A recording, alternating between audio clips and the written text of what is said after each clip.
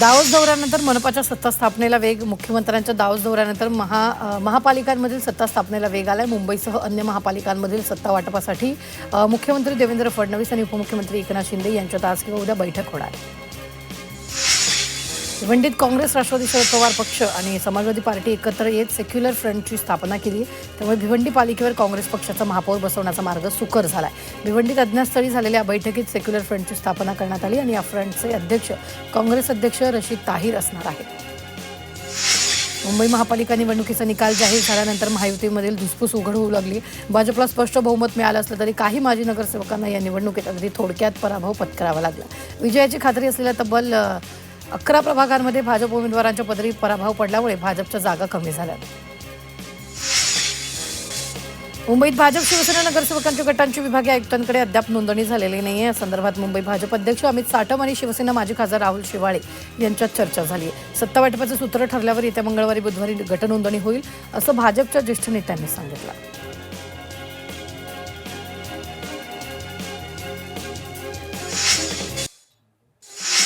बिहार भवनावरून राजकारण तापलंय. मुंबईत बिहार भवन उभारण्यास आमचा विरोध नाहीये, मात्र त्यासाठी मुख्यमंत्र्यांनी सर्वपक्षीय बैठक घ्यावी. तसंच महाराष्ट्रात ज्याप्रमाणे बिहार भवनाची उभारणी केली जाते तशाच प्रकारे बिहारमध्ये जागा मागून तिथं महाराष्ट्र भवनाची उभारणी करावी अशी मागणी संजय राऊतांनी केली आहे. मुंबईतील केईएम रुग्णालयाचं नाव बदलण्याची मागणी करणाऱ्या मुंबईचे पालकमंत्री मंगलप्रभात लोढा यांचा खासदार संजय राऊतांनी समाचार घेतला. लोढांची भूमिका प्रखर राष्ट्रवादीची, मात्र केईएम रुग्णालयाचं नाव बदलण्यापूर्वी त्यांनी स्वतःच्या प्रकल्पाची नावं बदलावीत असा टोला राऊतांनी लगावला. सुप्रीम कोर्टाचे सरन्यायाधीश सूर्यकांत यांचं मुंबईत एकनाथ शिंदेंनी स्वागत केल्यानं राऊतांनी टीका केली. गेल्या 3 वर्षापासून शिवसेनेचा पक्ष आणि चिन्हाचा खटला प्रलंबित असताना उपमुख्यमंत्री एकनाथ शिंदे मुख्य न्यायमूर्तींच्या स्वागतासाठी कसे जाऊ शकतात असा सवाल राऊतांनी उपस्थित केला. शिवसेनेचे मंत्री गुलाबराव पाटलांचा तोल पुन्हा एकदा सुटलाय. मतदानाचं महत्त्व समजावून सांगताना त्यांनी वादग्रस्त विधान केले. यावेळी त्यांनी हेमा मालिनीला जसा एक मत देण्याचा अधिकार आहे तसा तुमच्या बायकोलाही आहे, त्यामुळे मतदानाच्या दिवशी तुमची बायको हेमा मालिनी असं समजा असं त्यांनी म्हटलं. शिवसेनेचे आमदार विजय शिवतारेंनी दोन्ही पवारांवर जहरी टीका केली. त्यांनी लोकांवर तर अन्याय केलाच, पण देवांवर देखील अन्याय केल्याचं शिवतारेंनी म्हटलं. पुरंदरच्या खंडोबा मंदिराला यांनी कधी निधी दिली नसल्याचा आरोपही शिवतारेंनी केला. त्यामुळे पवारांवर बोलताना विजय शिवतारेंची पुन्हा जीभ घसरली. महाराष्ट्र हिरवा किंवा भगवा नाही तर तिरंगा महाराष्ट्र असल्याच्या भावना मनसरमधील सामाजिक कार्यकर्त्यांनी व्यक्त केली. विकासावर बोललं जावं, जाती धर्मावर सामाजिक तेढ निर्माण करणारं वक्तव्य कोणी करू नये असं यावेळी सामाजिक कार्यकर्त्यांनी म्हटलं. इम्तियाज जलील यांच्या हिरवा महाराष्ट्र विधानावरून राज्याचं राजकारण तापलंय. इम्तियाज जलील यांचा भाजपसह शिवसेना नेत्यांनी खरपूस समाचार घेतला आणि त्यांना थेट इशारा सुद्धा दिला.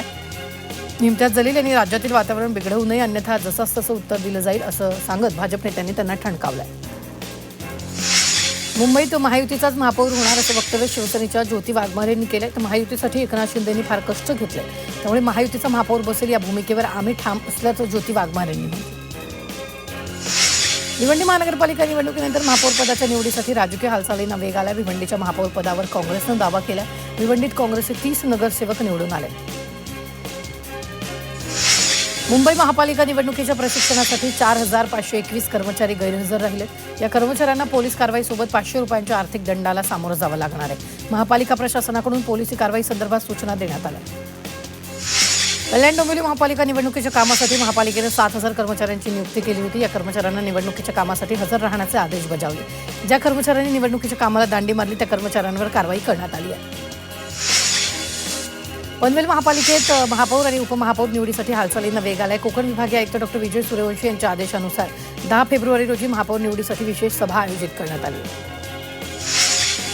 भिवंडीत कुणबी महोत्सवाचं आयोजन करण्यात आलं. या महोत्सवात कुणबी समाजाच्या रूढी परंपरा, चालीरीती आणि संस्कृतीचं दर्शन होणार आहे. या माध्यमातून समाज बांधवांनी मोठ्या संख्येने सहभागी व्हावं असं आवाहन कुणबी महोत्सव समितीनं केलं.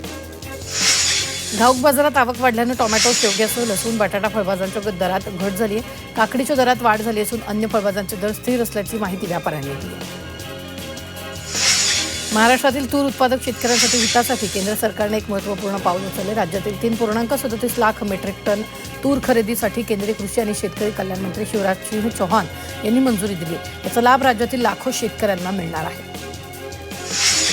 मतदार नोंदणी अधिकाऱ्याने मतदार नोंदणीला मंजुरी दिल्यानंतर 15 दिवसात संबंधित मतदाराला मतदार ओळखपत्र मिळेल असं नियोजन केलं जात असल्याची माहिती राज्याचे मुख्य निवडणूक अधिकारी एस चोकलिंगम यांनी दिली.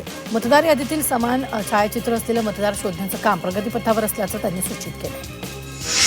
लाडक्या बहिणींच्या संख्येत घट होण्याची शक्यता. लाडकी बहीण योजनेतील अपात्र लाभार्थ्यांची संख्या तपासण्यासाठी प्राप्तिकर विभागाचा बहुप्रतीक्षित सविस्तर अहवाल राज्य सरकारला प्राप्त झाल्याची माहिती सूत्रांनी दिली. त्यानुसार लाडकी बहिणींची पडताळणी केली जाण्याची शक्यता आहे.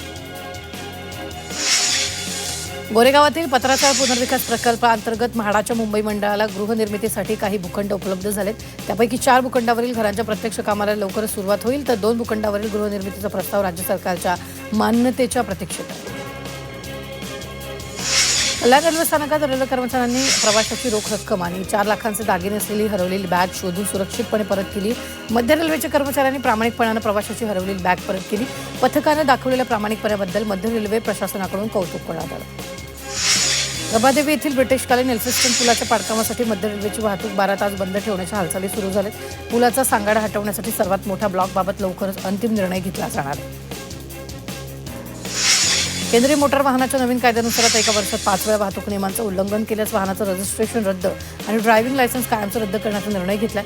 वाढते अपघात, बेशिस्त वाहनचालकांमुळे केंद्रानं कठोर पावलं उचलली. रेल्वेच्या तिकीट खिडकीवरील रांगा टाळण्यासाठी प्रवासी डिजिटल तिकीट खरेदीचा स्मार्ट पर्याय स्वीकारतात. पश्चिम रेल्वेच्या उपनगरीय मार्गावर गेल्या काही वर्षात डिजिटल तिकिटिंगला मोठ्या प्रमाणावर प्रोत्साहन मिळत आहे. विकेंडला मडगाव मुंबई विशेष साप्ताहिक गाडी धावणारी प्रवाशांची अतिरिक्त गर्दी लक्षात घेऊन रेल्वे प्रशासनानं हा निर्णय घेतला. यामुळे कोकण मार्गावरील प्रवाशांना मोठा दिलासा मिळणार. देशातील सर्वात मोठी विमान कंपनी इंडिगो विरोधात मोठ्या कारवाई करण्यात आली. इंडिगोचे 700हून अधिक उड्डाणं रद्द करण्यात आली.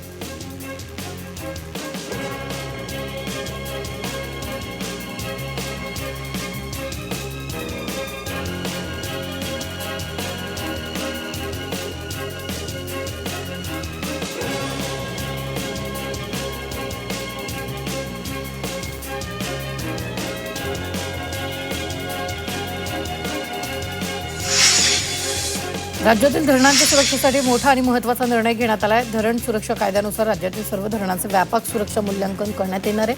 प्रत्येक धरणाचं स्वतंत्र हेल्थ कार्ड तयार होणार आहे आणि या हेल्थ कार्डची कोयना धरणापासून सुरुवात झाली आहे.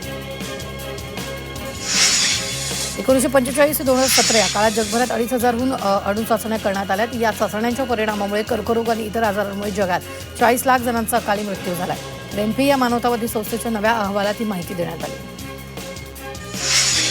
डोंबिवलीतील लक्ष्मीनारायण बिल्डिंग या इमारतीच्या एका फ्लॅटमध्ये अचानक आग लागली. सुदैवाने आगीत कोणतीही जीवितहानी झाली नाही. आग लागण्याचं नेमकं कारण अद्याप अस्पष्ट असून अग्निशमन दलाच्या मदतीने आग आटोक्यात आणली. मात्र या आगीत संपूर्ण घरचं नुकसान झालं. सोशल मीडिया वापरकर्त्यांना मोठा फटका बसण्याची शक्यता. गंभीर डेटा उल्लंघनामुळे लाखो इंटरनेट वापरकर्त्यांमध्ये चिंता निर्माण झाली आहे. जीमेल, फेसबुक, इंस्टाग्राम आणि नेटफ्लिक्स सारख्या प्रमुख प्लॅटफॉर्मवरील 14 कोटींहून अधिक युजरनेम आणि पासवर्ड लीक झाले.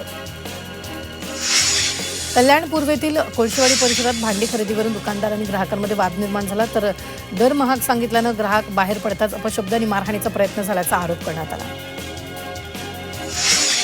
मुंबईतील मालाड रेल्वे स्टेशनवरील हत्याकांड प्रकरणातील आरोपीला 5 दिवसांची पोलीस कोठडी सुनावण्यात आली. मालाडच्या प्लॅटफॉर्म क्रमांक 1 वर झालेल्या हत्येप्रकरणी पोलिसांनी ओंकार शिंदे आरोपीला अटक केली. लोकलमधून उतरताना झालेल्या किरकोळ वादात ओंकार शिंदेनं धारदार शस्त्रानं भोसकून आलोक सिंग याची हत्या केली. कल्याणमध्ये तरुणांच्या एका टोळक्यानं वाहतूक पोलिसाला बेदम मारहाण केली. कल्याणच्या दुर्गाडी चौक परिसरात ही घटना घडली. वाहतुकीचा नियम मोडणाऱ्या तरुणांना वाहतूक पोलिसांनी थांबवलं. या रागातून तरुणाच्या टोळक्यानं विलास भागित यांना बेदम मारहाण केली. दरम्यान या प्रकरणी गुन्हा दाखल करण्यात आला.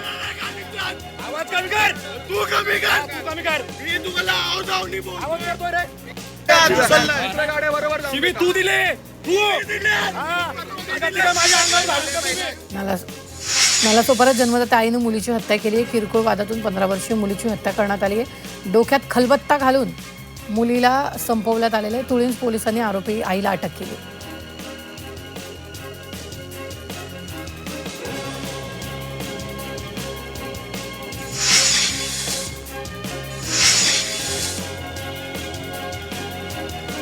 एलॉन मस्कच्या नावानं मुंबईतील एका महिलेची फसवणूक झाली. एका व्यक्तीनं स्वतःला एलॉन मस्क असल्याचं भासून पीडित महिलेला लग्नाचं आमिष दाखवलं. या व्यक्तीनं महिलेकडून 16 लाख रुपये लुबाडले. या प्रकरणी गुन्हा दाखल करण्यात आला. तुर्भे नाकामधील दुकानांचं टाळ तोडून चोरी करणाऱ्या 4 चोरट्यांना पोलिसांनी 24 तासात अटक केली. आरोपीकडून 4,51,000चा मुद्देमाल जप्त केलाय. 4ही आरोपी मूळचे बिहारमधील असून सुद्धा तुर्भे गावात वास्तव्यास होते. वेबसाईटद्वारे परतावा देणारी योजना सादर करत गुंतवणूकदारांची फसवणूक करणाऱ्या पल्फाईन या कंपनीचा ईडीने पर्दाफाश केला. आतापर्यंत 54,98,00,00,000 रुपयांची मालमत्ता ईडीने जप्त केली. मुंबई पोलिसांच्या अंमली पदार्थ विरोधी विभागानं वर्षभरात 856 कोटींचं ड्रग्ज जप्त केले. नाशिक, सांगली, सातारा पाठोपाठ सोलापूरमधील कारखाना उद्ध्वस्त करण्यात आला. तर ड्रग्ज सेवनाप्रकरणी 6,000 जणांवर अटकेची कारवाई केली आहे.